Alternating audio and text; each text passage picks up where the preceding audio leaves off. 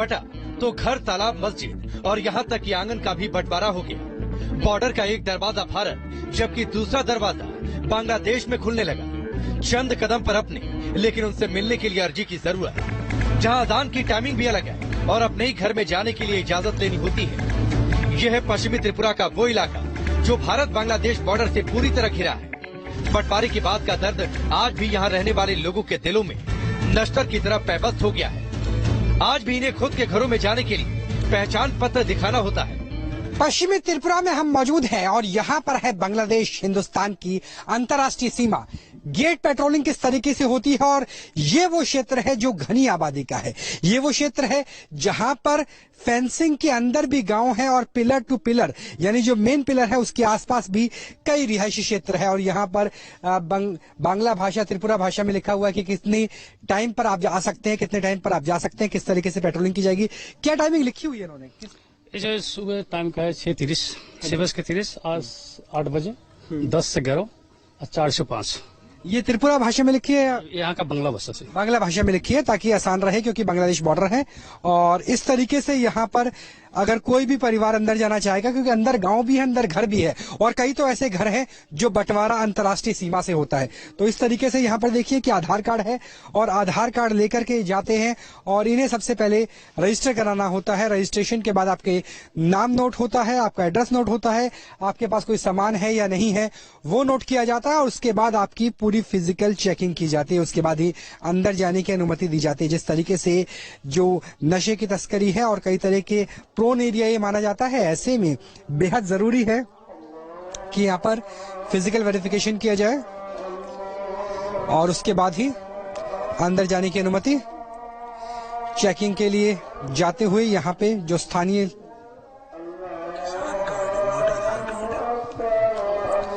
और जिस तरह से हमने पंजाब में देखा था वैसे ही यहाँ पर अंदर जो लोग जाते हैं उनका किसान कार्ड है और किसान कार्ड के बाद ही उन्हें अंदर जाने की अनुमति होती है। इनकी चेकिंग हो चुकी है और इस तरीके से रजिस्टर मेंटेन किया जाता है कि कितने लोग गए हैं, उनकी उम्र क्या है, उनका किसान कार्ड नंबर क्या है, कितने बजे गए हैं, कितने बजे वापस आए हैं, उनके पास अगर सामान था तो क्या सामान था।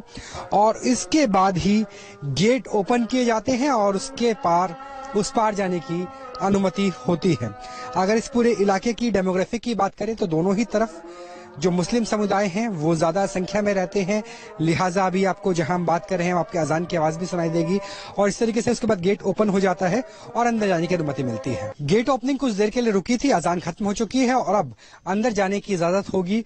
और इस तरीके से जो यहाँ पर सब इंस्पेक्टर होते हैं BSF के, वो आदेश देते हैं कि सारी कागजी कार्रवाई हो चुकी है और अब जो सिविलियन हैं वो अपने कार्ड को दिखा करके अंदर जा सकते हैं। उनके साथ महिला भी हैं, बच्चे भी हैं और पूरी फिजिकल वेरिफिकेशन होती है क्योंकि अंदर भी घर है, अंदर भी गांव है और बिल्कुल लास्ट माइल ही नहीं कदम से कदम तक भी यहाँ पर आबादी है। और इस तरीके से अंदर जाया जाता है। हमें भी पहले अपने डॉक्यूमेंट्स चेक कराने होंगे और उसके बाद अंदर जो पिलर और मेन फेंसिंग है, लगभग 150 मीटर का इलाका जो संयुक्त राष्ट्र की संधि के तहत आप 150 मीटर दूर ही फेंसिंग लगा सकते हैं, उसके अंदर के हालात कैसे हैं वो भी आपको अवगत करें। हाथों में बंदूक, नजरें चौकस, सुरक्षा सख्त, ऐसा इसलिए ताकि सरहद पर नापाक साजिश को अंजाम देने से पहले रोका जा सके। जब न्यूज एशियन की टीम भी पश्चिमी त्रिपुरा में मौजूद भारत बांग्लादेश बॉर्डर पर पहुंची तो हमें भी सुरक्षा प्रोटोकॉल से गुजरना पड़ा। जब हम अंदर पहुंचे तो नजारा कुछ इस तरह का था। खान पान एक जैसा, वेशभूषा एक जैसी, लेकिन फासले सरहद के। यहाँ चंद कदम की दूरी पर भारत है और दूसरी तरफ बांग्लादेश का बॉर्डर और इंटरनेशनल फेंसिंग के बीच मौजूद है ये गांव, जहाँ मौजूद घरों में से कुछ का एक दरवाजा भारत में खुलता है तो दूसरा दरवाजा पाकिस्तान। फेंसिंग को पार करके जो गेट है उसके बाद हम अंदर आ गए हैं। यहाँ भी 150 मीटर तक हिंदुस्तान है। उसके बाद वो पिलर होगा जो अंतर्राष्ट्रीय बाउंड्री, अंतर्राष्ट्रीय सीमा को दर्ज कराता है। हमारे साथ BSF की सीमा प्रहरी भी हैं जिन्हें भवानी प्रहरी के तौर पे भी माना जाता है और इनके साथ हम आगे चलेंगे और यहाँ अंदर भी पेट्रोलिंग की जाती है, क्योंकि अंदर भी इस बात की गुंजाइश रहती है कि किसी तरह की गैर कानूनी गतिविधि तो नहीं हो रही, क्योंकि पूरा इलाका ऐसा है जहां पर माना जाता है कि कई बार नशीली वस्तुओं और अन्य तरीके से अवैध सामान पहुंचाया जा सकता है। और यही वजह है कि अंदर की पेट्रोलिंग भी बेहद महत्वपूर्ण हो जाती है। और अंदर देखिए, आपको अंदर पहुंचने के बाद इस बात का एहसास ही नहीं होगा कि आप अंतर्राष्ट्रीय सीमा के इतना करीब है, बल्कि ऐसा लगेगा कि अंदर भी हम किसी गांव में ही आ गए हैं, क्योंकि यहाँ भी तमाम घर हैं, तमाम लोग अंदर रहते हैं और पूरा का पूरा गांव यहाँ पर अंदर बसा हुआ है।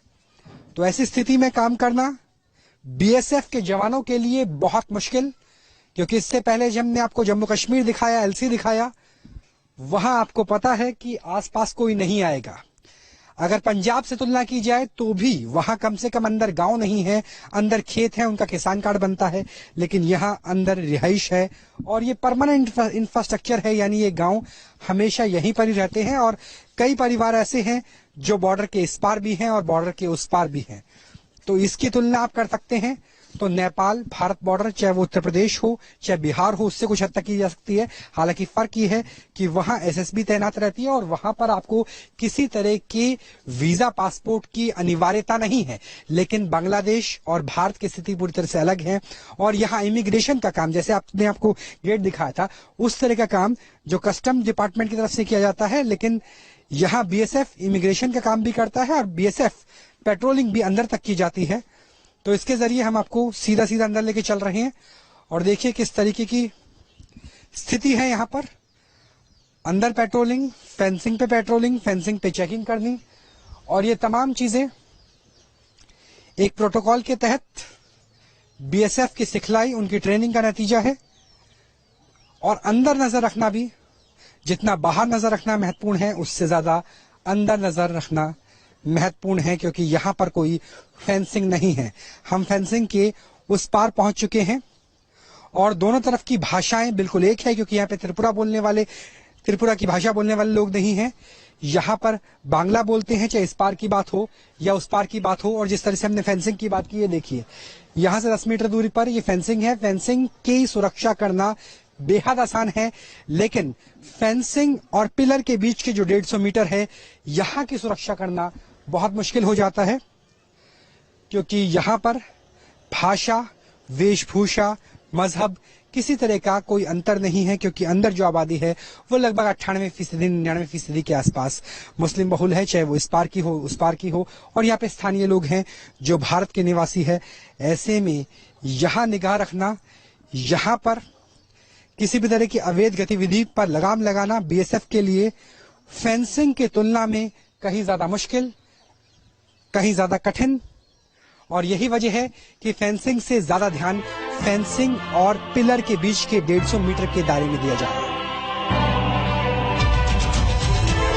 1971 की लड़ाई से पहले ये इलाका पूर्वी और पश्चिमी पाकिस्तान में बटा था, लेकिन जब 71 की लड़ाई हुई तो बांग्लादेश का जन्म हुआ।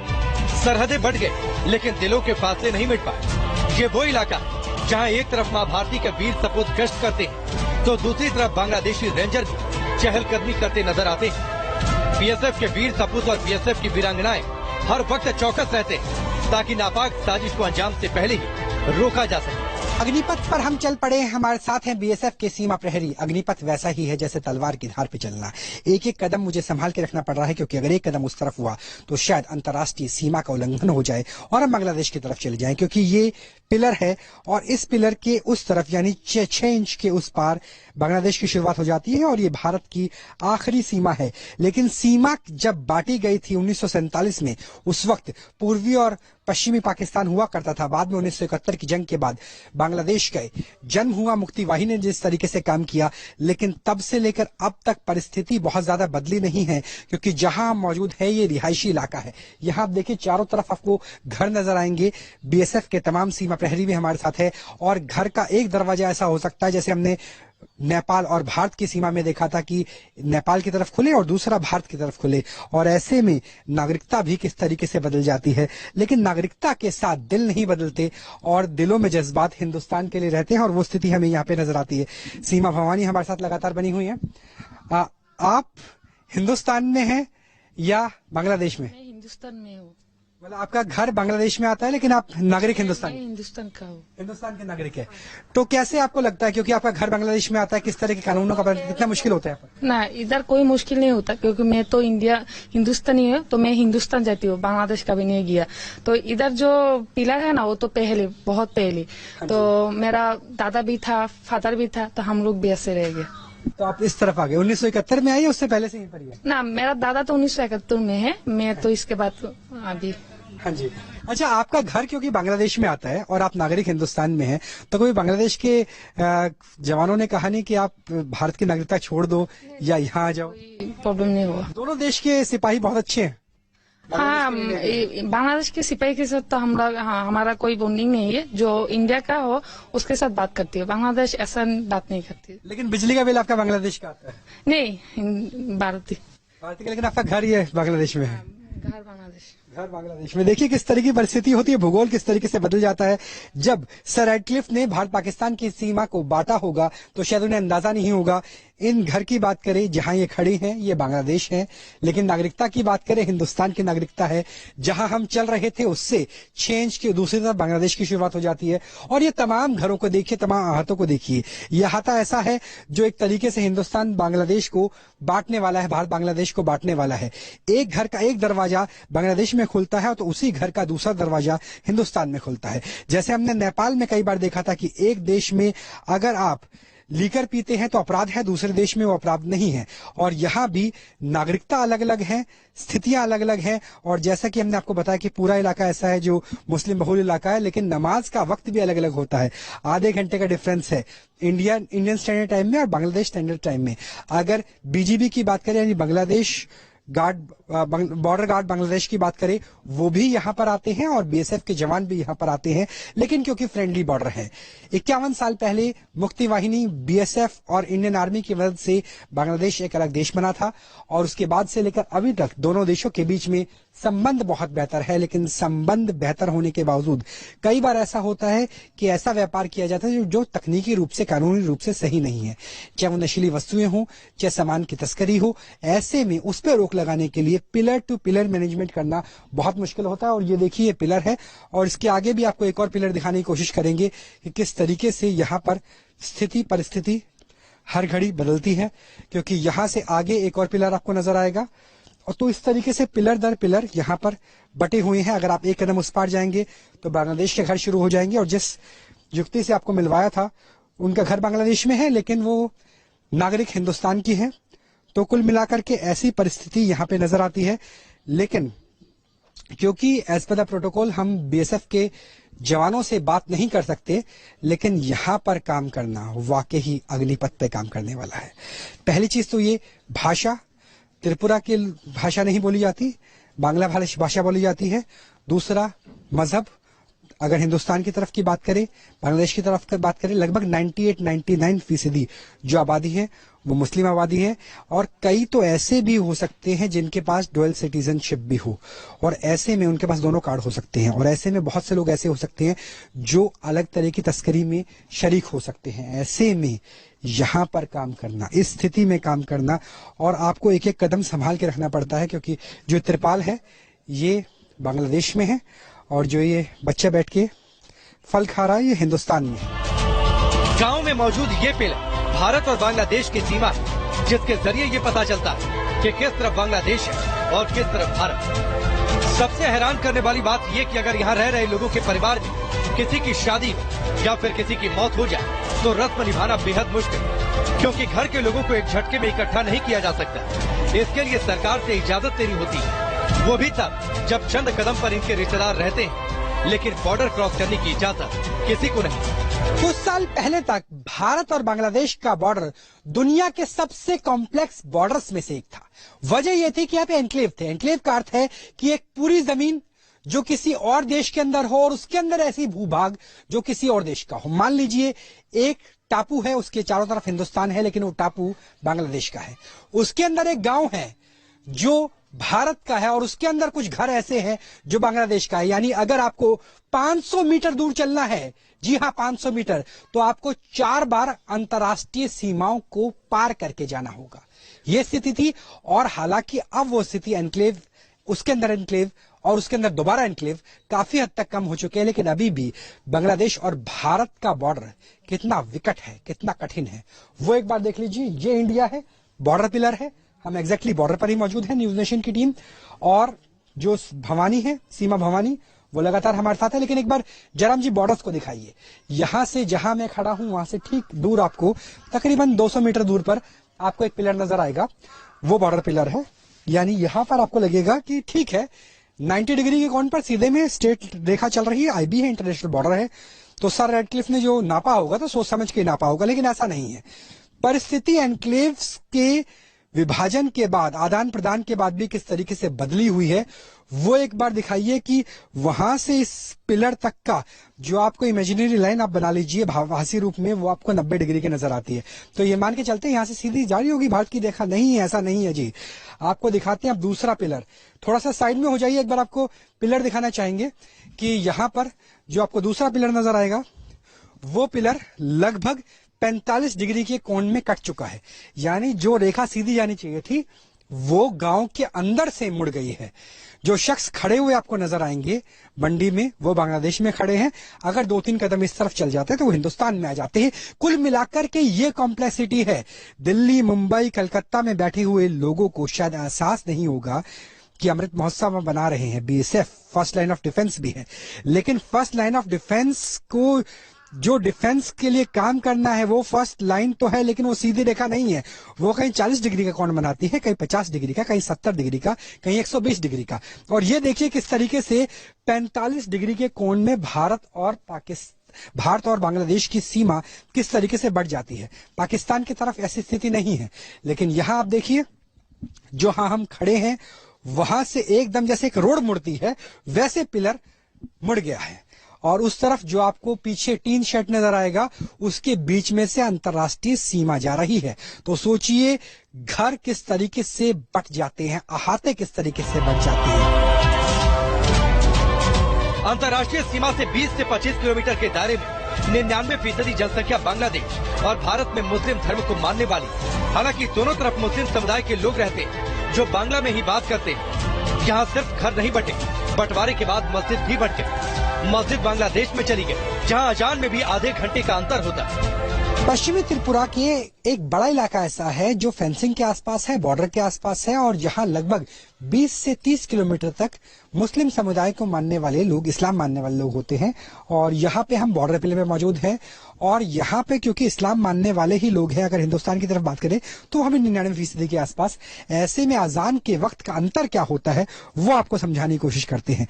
जो आपको आपकी टीवी स्क्रीन पे मस्जिद नजर आएगी, ये मस्जिद दरअसल हिंदुस्तान की नहीं है, ये बांग्लादेश की मस्जिद है। और बांग्लादेश स्टैंडर्ड टाइम और इंडियन स्टैंडर्ड टाइम में आधे घंटे का अंतर है। तो यहाँ पे अगर मान लीजिए अजान का समय 4 बजे होगा, तो हिंदुस्तान में अजान का समय 4:30 बजे होगा। तो ये भी हो सकता है कि कुछ भारतीय मुसलमान भी बांग्लादेश के वक्त के अनुसार उनकी आवाज अजान सुनने के बाद नमाज अता करे, और ऐसा ही कुछ रेसिप्रोकल भी हो सकता है। यानी बांग्लादेश जो भारत में मस्जिद है, वो बांग्लादेश के लोगों को भी साफ अजान की आवाज सुनाई देती है। अगर ये तालाब की बात करें, झोड़ जिसे देशी भाषा में कहा जाता है, तो ये झोड़, ये तालाब बांग्लादेश में आता है। हालांकि इसकी सिंचाई के लिए हो सकता है हिंदुस्तान के लोग भी इस्तेमाल करते हैं। और अगर मवेशियों की बात करें, जो गाय भैंस है, वो चाहे हिंदुस्तान की हो चाहे बांग्लादेश की हो, वो इसी तालाब का इस्तेमाल करते हैं। तो सोचिए कि किस तरीके की परिस्थिति होती है, किस तरह की स्थिति होती है। क्योंकि हमने आपको बताया कि लगभग 20 से 30 किलोमीटर का इलाका जो बहुत ज्यादा नशीली वस्तुओं के व्यापार और अन्य तरीके से भी बहुत ज्यादा महत्वपूर्ण है, वहां पर लगभग 99% आबादी ऐसी है जो इस्लाम को मानने वाली है, और इस्लाम को मानने वाली आबादी दोनों तरफ है। भारत बांग्लादेश की सीमा विभाजित तो है, लेकिन दिलों में विभाजन बहुत ज्यादा आया नहीं है, क्योंकि गांव ऐसा है जहां बांग्लादेश और हिंदुस्तान दोनों के बीच में रिश्तेदारियां हैं। रोटी बेटी का रिश्ता कुछ वैसा ही है जैसे नेपाल और भारत का है। बाबा, आपका नाम क्या है? मेरा नाम है नजरुल इस्लाम। तो ये बताइए बाबा, आप हिंदुस्तान के रिहायशी है या बांग्लादेश के? हाँ? बांग्लादेश के रहने वाले, हिंदुस्तान के रहने वाले? हिंदुस्तान में रहने वाले। तो आपकी रिश्तेदारी तो वहाँ भी होगी? और रिश्तेदार तो बहुत ही रिश्तेदार है। तो कैसा मुश्किल होता है वहाँ जाना, या दरवाजा खोलते चले जाते हैं? पासपोर्ट है तो मैं जाता है, पासपोर्ट में जाता है। अच्छा, वैसे अगर ये दरवाजा खुल जाएगा तो हिंदुस्तान में आ जाएंगे ये लोग? नहीं वो तो ये ऐसा तो नहीं होता कि जैसे मान लो बॉर्डर पे खड़े हुए हैं, फिल्मों में देखते हैं आपस में बात कर रहे हैं, एक भाई बांग्लादेश में खड़ा, एक भाई हिंदुस्तान में खड़ा और आपस में बात किया जाए? नहीं, ऐसा नहीं होता है। ऐसा नहीं करते? अगर नहीं। और किसी का इंतकाल हो जाए, किसी के घर ब्याह हो, शादी हो, तो कैसे पहले अप्लाई करते हैं पासपोर्ट? पासपोर्ट अप्लाई करे, जब तक आएगा, कोई आएगा तो आएगा, नहीं आएगा तो नहीं आएगा। भारत बांग्लादेश बॉर्डर पर सबसे बड़ी चुनौती घुसपैठियों के साथ अवैध तस्करी की भी होती है। ऐसी स्थिति में बीएसएफ के सीमा प्रहरी बेहद मुश्किल दौर में काम करते हैं, क्योंकि यहाँ पाकिस्तान बॉर्डर जैसी स्थिति नहीं जहाँ हथियारों का इस्तेमाल किया जा सके। फ्रेंडली बॉर्डर होने के बावजूद मानव मवेशी और नशीली वस्तुओं की तस्करी को रोकना बीएसएफ की सबसे बड़ी चुनौती है। अगर हम हर चीज का बिल्कुल सीमा क्षेत्र के आखिरी कोने पे आने का इंतजार करेंगे तो वहां पर शायद उनको रोकने पे संभव हर बार न हो पाए। डेप्थ क्षेत्र में हम चाहे ये नारकोटिक से संबंधित गतिविधियां हो, चाहे स्मगलिंग से संबंधित गतिविधियां हो, चाहे कैटल स्मगलिंग से संबंधित गतिविधियां हो, हमें सूचना जब प्राप्त होती है तो हम पुलिस को साथ में लेके जो डेप्थ इलाके हैं उसमें हम अपने ऑपरेशंस को अंजाम देते हैं।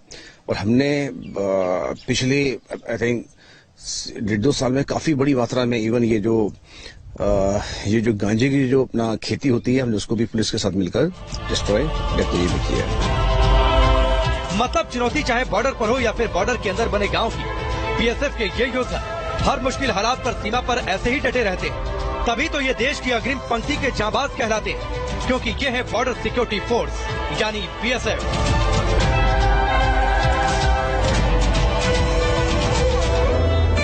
भारत बांग्लादेश बॉर्डर से राहुल डबास के साथ टीम न्यूज नेशन।